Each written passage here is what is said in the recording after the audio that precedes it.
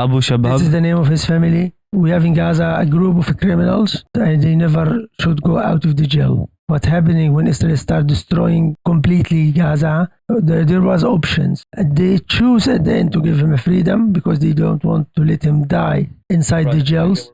They let him go. And everyone know this kind of people. They don't ally to anyone. They allied only for money and power.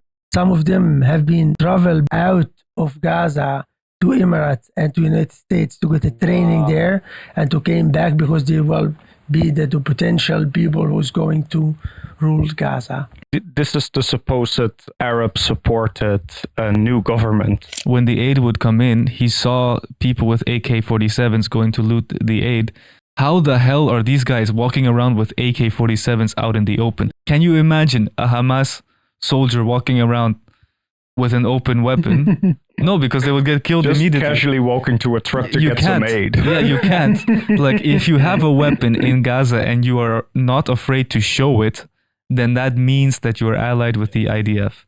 So this story was actually confirmed by the local pharmacist that checked the flour and found specifically oxycodone, which is an opioid produced by the company Purdue. Specifically, when people are already underfed, consuming opium can be lethal easily. Obviously, I'm sorry, but this is a crypto scam on top of everything. Like, I cannot believe, I can't, not, like, seriously, we live in the seventh layer of hell that, like, I have to read a crypto scam on top of a genocide. Yeah. Like, what the hell are we doing, man? All harbors in Italy, all workers of harbors, they now commit if the boats will not reach Gaza, they will close all the harbors of Italy. We're going to be talking about the flotilla, about how aid is monopolized and distributed in Gaza, and also about the new confirmed ethnic cleansing plan from Donald Trump, and Tony Blair is now also behind it. Let's start with the aid topic, because I think it's something that a lot of people aren't informed about, and is quite shocking. And it's also something that I haven't seen mentioned at all in mainstream media. The first question that I want to ask, and hopefully the segment answers that, is all of these foundations that are collecting food to get money, that are collecting money to get food to families in Gaza, how does that work? If there is a complete blockade and if no food is getting through the border. And I know that you guys have also collected money. So I think there's no better person to ask than these two activists here. How does that work? And my second question then would be, how does the larger food economy work in Gaza, considering the blockade? Yeah, the first part is that there is a high amount of transaction cost on all amounts that get sent into Gaza. And maybe if you send high amounts in one go, relatively it will be less, or they can lower the percentage. But in general, you're looking at 40% right now. 40 to 50%. 40 to 50% transaction cost. Yeah. From who? So these are the people that are they are merchants in paper money, I guess. So they are the ones that are buying and selling paper money and making profit off it. So you send euros from here to Gaza, and then somebody in Gaza has to convert those euros. Yeah, either to shekels are still, I guess, accepted, or dollars. Euros shekel not or so dollar, much. but most shekel. And they take 40 to 50% of the money. Yes. Yeah. Why? Well, I think the underlying issue is that there's also a shortage of paper money in the end, because paper money is also not getting in. And paper money is also burning, I guess. Also burning, when a house is bombed, paper money is burning. So the total amount of paper money is decreasing, or even if it's staying the same, the demand is rising, also, because electronic payments is not an option. And also Israel use this as a mechanism. For example, when the people in Gaza, when I have €1,000, I send them to Gaza. First of all, my family should now check first if they receive the money. We should go through the blockade of the European banks to Gaza. When we finish this phase, we go to phase 2. fast way. Wait, so there's Yeah. also a blockade in the banking system that doesn't allow you to we get the cannot money send through. from Europe direct straight money to Gaza. It is now a little bit possible, but our experience say that after a while they will block all the accounts that send money from Europe to Gaza under terrorism Protection Act. protection law. This is far They away. are playing a sort of guilty until proven innocent principle or Right. when transferring money to Yeah. Gaza. And Yeah. the second thing is when they reach the money in Gaza in a bank account, a Palestinian bank, for example, you should find a person Right. who went to convert that money for you to shekel. Right. And there's where they take 40 to 50%. Yes, and Yeah. if you want to have it in physical money, not a Mhm. wallet money, you pay the half. Okay. For- So am I understanding correctly that when we give money to these foundations that try to provide food for people in Gaza, they're not sending food, they're sending money. Yeah. And then that money how is it used in Gaza? It's used to buy food. And well, there is a very low amount of locally produced food still, but it's not Mhm. comparable to the pre-genocide Amount. amount. And there is, after the pressure by the EU, around 200 trucks of aid coming in every day. So there's some stuff coming in, not nearly enough to feed all people.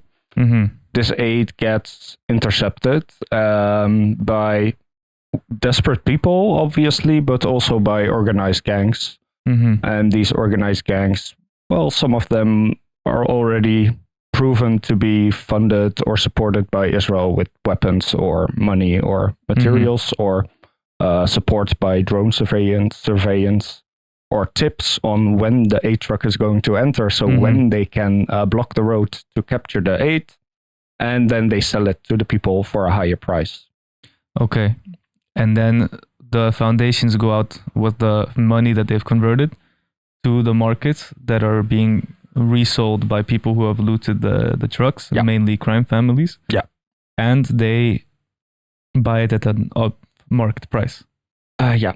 Okay. Oh, it's not at market price. No, The price, it is market price, but the Oh, market yeah. price is being pushed. You mean the by market all the price money. there? Yeah, Yeah. the yeah. market price there. Yeah. Yeah. So these foundations are not adding to the amount of food being sent in.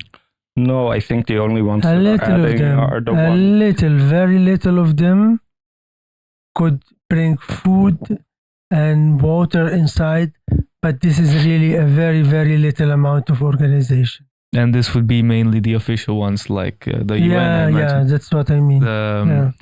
What's it called? The World The UNDP, United WFO. Nations, yeah, and the WFP. National Kitchen and this kind of. WFP, I guess, is there. Okay.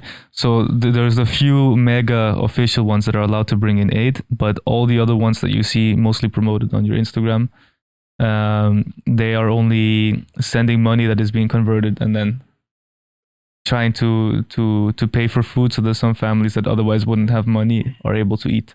So even sometimes you can argue maybe that it's to the detriment of food prices that we are donating money because it pushes up the prices a little bit as well, or a little bit, maybe a lot. On the other hand, when aid organizations buy up the food and water en masse and they distribute it evenly, at least people who don't have money still have access to food. So this is maybe one of the advantages that you could give to these organizations buying some food in Gaza. Okay. And the point that I wanted to touch on in more detail is these crime families that you mentioned there. Who are they? How do they have support? And how are they allowed to function? Look, before we go in the situation of Abu Shabab family now in Gaza, we should notice how is this developed in the last 2 years of genocide. The Israeli occupation force. Even before that, even before that, Israel tried with the Palestinian Authority, with people who have been allied at the Palestinian Authority, to have like their own place inside Gaza with weapons, with everything. Like, we are here, the government. These things happened before 7 October, but after 7 October, at the beginning, it was very hard for this kind of gangs to operate. But after a while, they tried with the gangs like heads of the clans of the families. They try that. It doesn't succeed. They try to organize people from the Palestinian Authority who have been in Gaza against the resistance to do that. But this was also failed.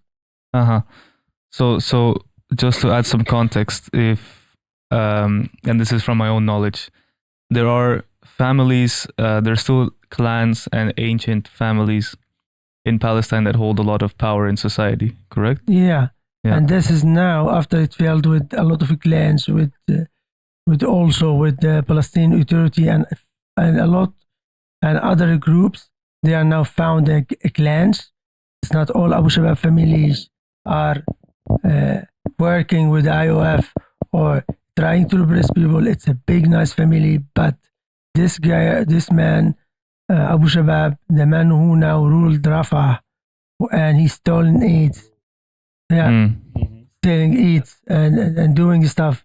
He is like an infiltrate. He is a criminal. This is a pattern of Israel always funding the opposition to anyone who has power in Palestine, right? When the Palestinian Authority had power in Gaza, they funded Hamas to cause a civil war, and Hamas took over, and then they are trying to fund any social movements that could be opposed to Hamas, including now the political authority, the Palestinian Authority.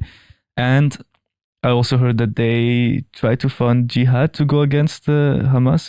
They try before the Islamic Jihad, you mean? Yeah, but I don't think it will work with the Islamic Jihad. Yeah, but already in, when was it, 2014, 2015, they tried to fund ISIS-related groups. Exactly. ISIS. Yeah, they tried 3 times to, at the beginning, with the house in Syria. They started drops down paramilitary groups. Also in Gaza, in Rafah, they dropped some of them from Jordan and from other places, and people from inside Gaza. They built their own Islamic Emirates, the Imara, and this Imara have been functional for 2-3 months. After a while, they kill a journalist, Vittorio. It's an Italian activist. But that's even longer ago. But that's this is the same even groups. like, But what year was the Italian journalist? That's like 2005 or something, 2006. They start at that time because they want to weaken the government of the Palestinian resistance, Hamas, in Gaza. At the end, Hamas take over this group. They take their weapons, and a lot of them were infiltrate. They work for the Jordanian intelligence, Israeli intelligence, the Palestinian intelligence. So they've even gone as far as funding ISIS. Exactly. And this new guy, what's his name? Sorry, Abu Shabab. Abu Shabab. This is the name of his family. Is he also aligned with ISIS, or is that something I've misunderstood? Look, this guy is a criminal. This guy's a criminal. First guy. and foremost, okay. We have been in the jail. Probably. We have in Gaza a group of criminals that they never should go out of the jail. What's happening when Israel start destroying completely Gaza? A lot of these criminals have been in jail. Right. In jail inside Gaza. There was options for our people in Gaza. Could they let these people die in their own jail, or can I give him the freedom? They choose at the end to give him a freedom because they don't want to let him die inside the jails. Like they were bombing the entire Gaza Strip, including the jails, and then the administrators said, okay, we cannot leave these people to die in the prisons, so they let them go. They let him go, and a big group of them have been. Everyone know this kind of people. They don't ally to anyone. They allied only for money and power. So true criminals in the sense of opportunist criminals. So then this guy gets let out of prison with other criminals, and they start forming this band under the genocide. And how do they manage to get power in Rafah? They got a lot of support. First of all, they They collect these people in Rafah. Israel start to protect them with tanks, drones, and everything. So they got military protection from the IDF. Yeah, and at the end they send Emirati troops with weapons and aids to help these people to build with them a little space in Rafah as a safe zones. They build the safe zones, and after a while, the United States also drop weapons for them there from Blackwater or some one of these companies. So they're getting, first they got protected so that they could have an area. Then they built up the safe zone. Yeah. And then they got military support or from the United weapon States, support. From Blackwater or American company have been in Gaza.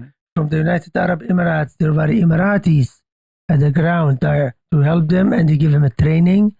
Some of them have been traveled back out of Gaza to Emirates and to United States to get a training there, and to came back because they will be the potential people who's going to rule Gaza. Right. So they're trying to set this new crime family, as is the classic. The worst scum of our society are always the ones that the United States and Europe chooses to then be the people to replace the authoritarian state that we're supposed to be dismantling, right? Yeah. This is the supposed Arab-supported new government, right? This is what they are talking about when they are referring to this. These are the people they are the people that are propping up the Abu Shabab criminals. But this guy will not succeed in this campaign. Whatever he's good, they are going to help them because they warn him now 3 times.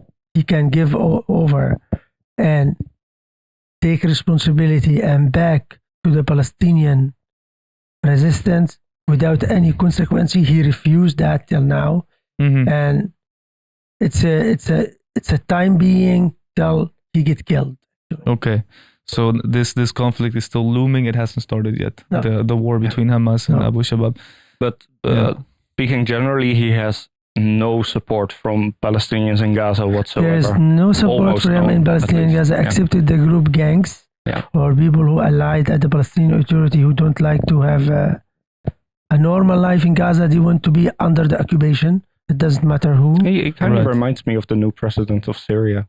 Yeah, no, that's what I'm saying. Like it's very often, right? Like we have not even authoritarian leaders. Like in this case, Hamas is they were elected once, but it's been a while, right? Yeah. But it's democratically elected leaders in countries that are then labeled authoritarian or labeled problematic, terrorist, narco, whatever label they give them, and then they overthrow them and they put in the worst scum of society instead. As long as they are allied with the United States, it doesn't matter who they are. Yeah, you have to remember that as much as even the Dutch government as well and many Western governments are talking about recognizing Palestine or how bad the humanitarian situation is, just like you said, the Hamas tunnel, the image of the Hamas tunnel is used to justify genocide. You now see governments that are recognizing Palestine on conditions, and one of these conditions is the total and complete destruction of Hamas. And the people they're going to put in place, you're saying, is this crime family. Yeah, but they are presenting it as if they are saying we have to defeat Hamas, but this is just, how do you say, a dog whistle for saying exterminate them all. Yeah. That's what it is. It's a call to genocide. Yeah. And I want to quickly give an anecdote that I saw on the Theo Von podcast, which I know is not the best news source, but he had a doctor on that had been an American doctor that had been to Gaza, and he spoke about this because he said when the aid would come in, he saw people with AK-47s going to loot the aid, and he thought to himself, how the hell are these guys walking around with AK-47s out in the open? Yeah. There is permanent drone surveillance. Anyone with a weapon gets shot immediately. Even if you don't have a weapon, you get shot immediately. So how are these people walking around with open carry weapons in Gaza if they are not allied and protected by the IDF? They would never. Can you imagine a Hamas soldier walking around with an open weapon? No, because they would get killed immediately. Just casually walking to a truck to get some aid. Yeah, you can't. Like if you have a weapon in Gaza and you are not afraid to show it, then that means that you are allied with the IDF. And this, I think, was a very strong point. That's what in my mind made me go, maybe there's a story here.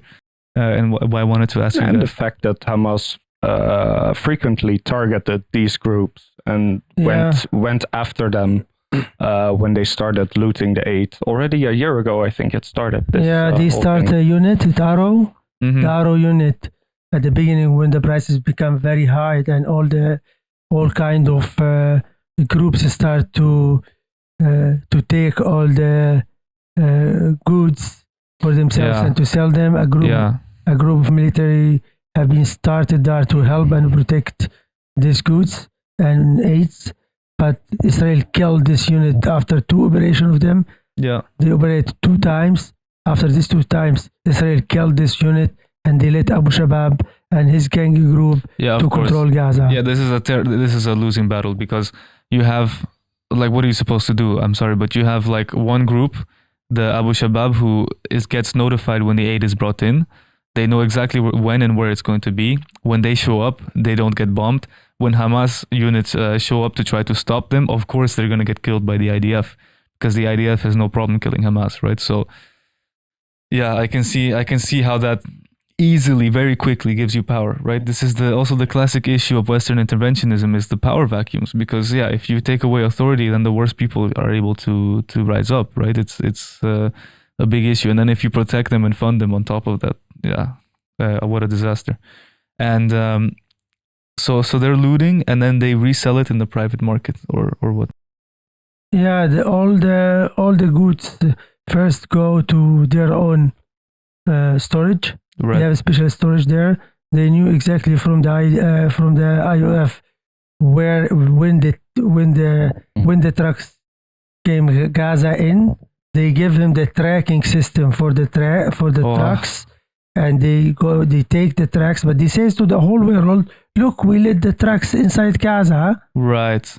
Ooh, this is very nasty. This is really what happened. This is very nasty. Yeah? International world, look, we let the trucks inside Gaza. I understand. That's very dirty. And they give the tracking system of the trucks to the... So even when they finally bend to pressure, like, okay, we're going to let trucks in, but how do we stop civilians from getting food? We're going to have a group inside of Gaza that takes... This is the subject for another time, because there's actually like multiple layers of how to like delay or the aid in like so many different ways, and this is just one way in which they can act like they bring aid in without actually. No, I really want to. I'm gonna say it one more time. The blockade is not just at the door. Once you get through the door, because Israel controls everything that happens in the Gaza Strip, essentially, they have system after system to make sure that aid is never put in the hands of people that need it, including something very devious, by the way, but including most of the aid being dry food that you need water and fire to cook, and there's no water included in the aid. That comes from a different, separate distribution system. Yes, this is just one other tactic. To act like you are bringing in aid without actually feeding people.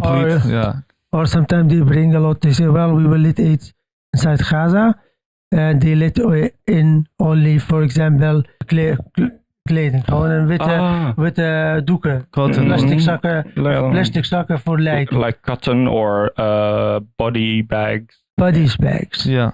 They bring inside Gaza already like in 12 in the first few months there was like a report of a truck coming in, and it was only filled with body bags. Oh my god. Yeah. So another thing that I've been reading, and maybe you guys can tell me if this is true, is that apparently they were mixing opium into the flour that they're giving now in the aid trucks, like in the aid that you have to go through hell to get. Like once you get it, you get flour mixed with opium. Is that true?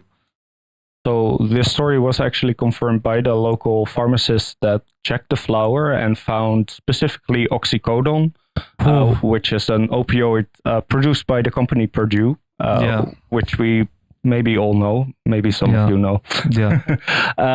And specifically when people are already underfed, consuming opium can be lethal easily. Like, it can be lethal in high doses for anyone, but especially if you are underfed, it has consequences that could kill you easily.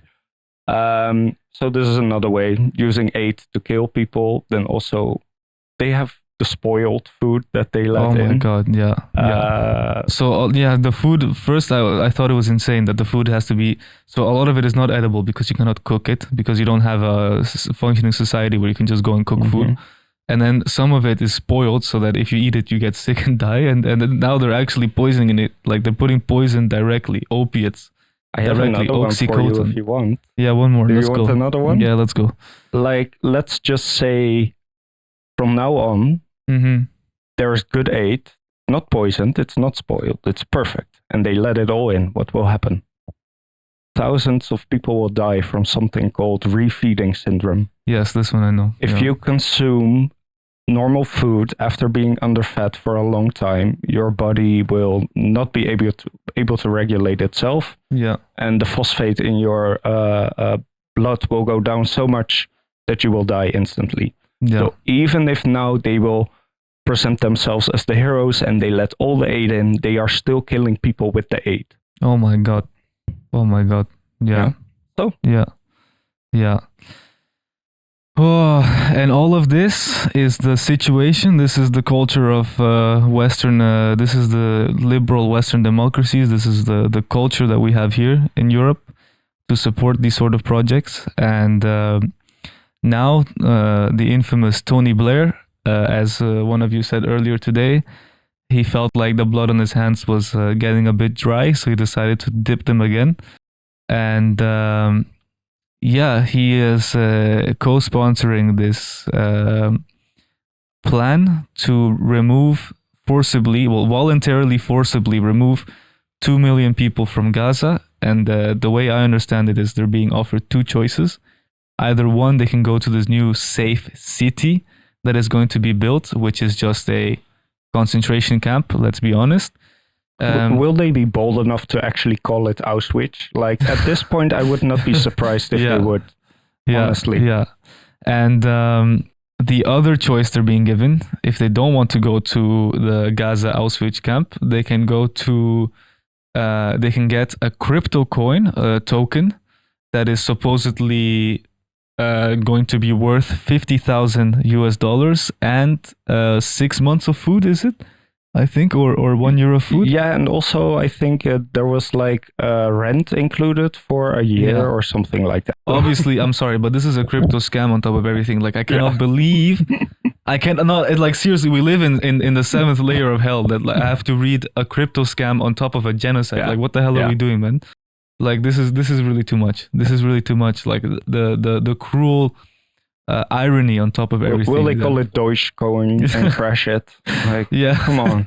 Yeah, but obviously this is Genocide coin. the Genocide coin. Yeah, but obviously this is a way to because if they were to give cash $50,000 to the remainder of 2 million people, do you think the United States has that money to give away right now to someone that they are trying to genocide? Well, they can print. They print always. Yeah, I know they can print, but it's not like they do have this it, will but be popular. They will not want to do it. You think the Republicans will let this happen? Impossible. Like, you think Donald Trump? They will let Europe. They will Europe will pay for it. That's true. That's true. They will let us pay for it. Yeah. Or what about the Arab nations? Because they haven't helped the Palestinians at all, so they should pay for it. Obviously. Yeah, but instead of doing all of this, we're instead going to give them a crypto token that is obviously never going to work. Bin Salman and the Emirati bin Zayed, the dogs of Israel, they're going to pay for that. Yeah, if you think that this token will be redeemable for 50,000, you are out of your mind. You are not paying attention to the world around you. Once you go in, you cannot come out. That's what I heard. No, unless you get deported. Yeah, exactly. Not everyone is going to come in. Also, people who've been scanned, people who have been never throw stones to Israel. Obviously, if anyone throws a stone to Israel, this will never come in. They will kill him immediately for the entrance. Yeah. Right. Watch out for people who's going there. They think it's safe. So do you think that maybe also they will say you can come here, then we can check if you are good or not. And then after that, if you are not in the camp, that means you're bad. So we can then you can get killed. They can kill you immediately. They can kill you already. Okay. So let's break this down. as a Palestinian in Gaza right now, this is what's going to happen to you most likely, or according to the new plan that they have officially unveiled, which a year ago, 2 years ago, was called conspiracy theory when we were talking about it, but now it is officially co-sponsored by Tony Blair. So here you go. In Gaza, you have the option: leave with a fake crypto token, or stay and go to the safe zone. If you go to the safe zone, you can never go out again. This is official. This is released in the plan. You are never allowed to leave the safe zone unless you go out of Gaza and join the guys who get the token. Once you get to the safe zone, if you decide to go, there's a bioscan and an IDF tunnel that decides whether or not, using AI surveillance systems, that decides whether or not you are part of Hamas or problematic in general. And if you have had any sympathy for Hamas through your text conversations, through the people around you, and the AI deems the likelihood to be too high, then it's safe to assume that they will kill you, they will arrest you, or they will not let you in. And if you're not let in, then you will be considered a legitimate target in the war, and you will be killed. And this is the final solution of the Israeli state for the Palestinians. That's a great summary. Yeah. Well, yeah, as I said, we live in the seventh layer of hell, but there are a few good souls that have put together 50 ships from 44 different countries, 5 different continents, and they are now sailing, all of them, to Gaza. I think it's called the Sumud. Sumud Flotilla. The Sumud Flotilla, and by the time this video comes out, I think they will have reached Gaza. Let's test our analysis and our intelligence. What do we predict will happen? Yeah, we talked about it today earlier. We talked about what we You had a great view. I think you're right. Which one?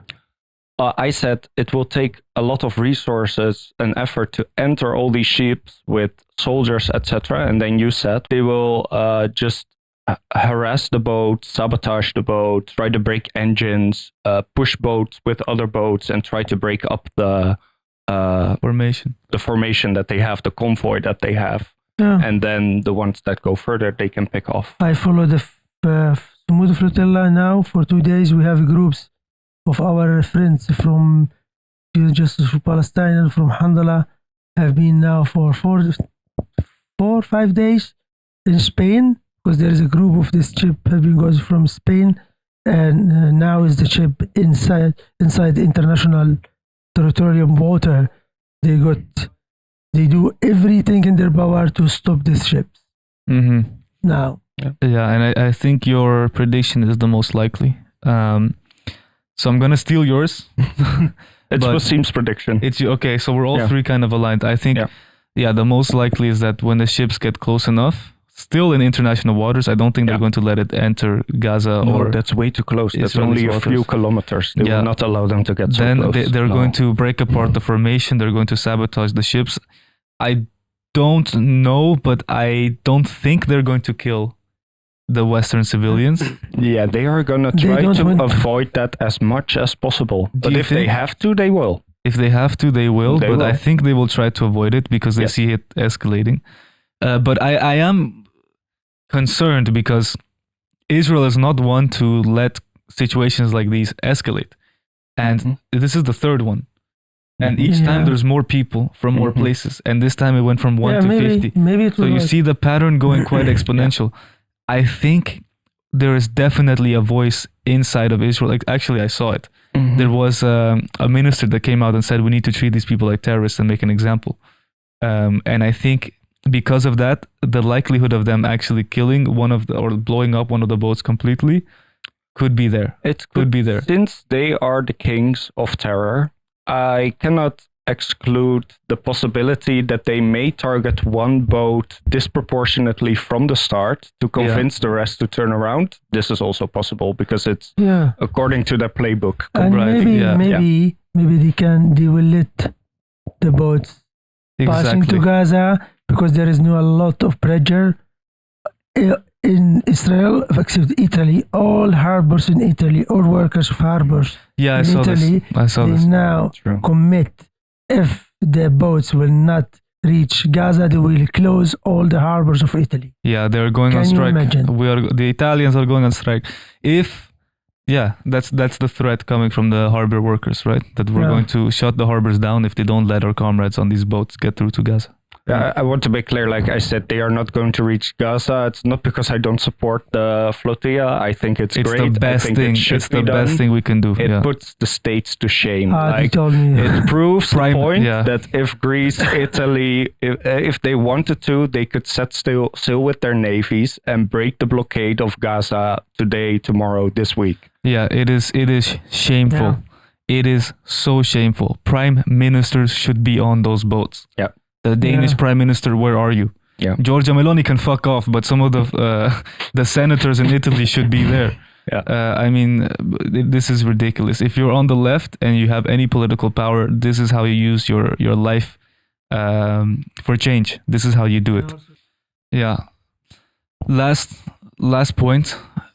Here is my most pessimist but often realist prediction. 50 boats going towards Israel in international waters.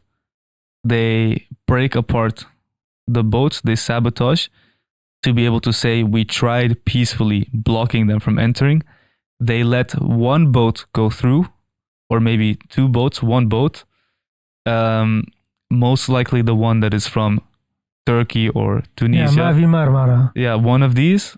And then they blow that one up, or they shoot the people on board of that one, to make an example. They didn't mix the people from different countries. I don't think they did, because I saw the boats, and some of them have. There's a Pakistani boat, for example. There's a Turkish boat. Then they will kill some people. A lot of boats. Then they will kill some people. Yes. Yeah, because like they killed us in the Mavi Marmara boat. Yeah, when Mavi Marmara boat was in international water, they tried to stop them, and some of the group activists from Turkey tried to defend. They have no weapons. They had nothing. They checked them in Italy, in Greece, in Spain, middle in the international water. They have nothing with them. They killed 3 or 4 Turkey. Yeah, then they might inside the boat. Yeah, they might even bomb a boat. They will pick one of these boats to bomb. Exactly. I think if I really have to think about it, that is the most likely outcome. And it's not the first time that a boat tries to do this in history. There was exactly that boat you're talking about. I don't remember when it was, 2019, 11 or something. And on this boat, the activists were killed. They were killed. They killed 3 or 4 activists from Turkey activists. Yeah. And the boat was from Turkey. Let me just say, this was filmed on September 9th. When this video comes out, most likely the flotilla will already have tried to arrive in Gaza, and you guys can judge how accurate our analysis is based on our ability to predict the future. It's nice to have it recorded for once and to actually check in hindsight if some of it may be true. And all of your media channels that tell you that we care about human rights, check their predictions, check what they would have you believe about the future, and then question how is it that we are able to predict the future. We can start our predict the future channel. No, this is a good idea. Yeah, how is it that we crazy lefties with the most lunatic extreme views are able to tell you what's going to happen in a week from now? All right, I am sorry to end on a pessimist note, but it does bring a lot of anger when speaking of these things. Thank you guys for coming. Thank you guys thank you very much for talking and sharing your knowledge. I think this one went quite a bit smoother than the first. I hope you guys like the new setup for you guys watching at home with the couches. We want it to be a bit more relaxed, and I know it's a serious topic, but it's also good just to address it from a very human angle. We are just 3 people in the end trying to fight for the rights of other people to live in dignity, and we don't always have to wear suits in order to do that. So that's been it for now. Any closing remarks from you guys? No, I'm looking forward to the next one. Will be nice. Me too. I wish that the boats reach Gaza, at least. Me too. That's what I hope, and it's like more optimistic about it. Let's be optimistic about it, otherwise sorry. I don't know. No, I you have to carry optimism even when it makes no sense. You have to be optimistic. You have to try. But also, as commentators here, I'm not afraid to tell you the pessimistic truth. You have to support like an optimist and think like a realist. You have to prepare like a pessimist, Yeah. but fight like an optimist. Yeah. Yes, that's what I was trying to say. That's the one. Thank you. Thank you. That's what we are doing, actually. That's what we're doing, and you guys should do some of that too. All right, take care, everyone. See you next time on Eurozone, and yeah, it's been lovely. Thank you. Ciao, ciao.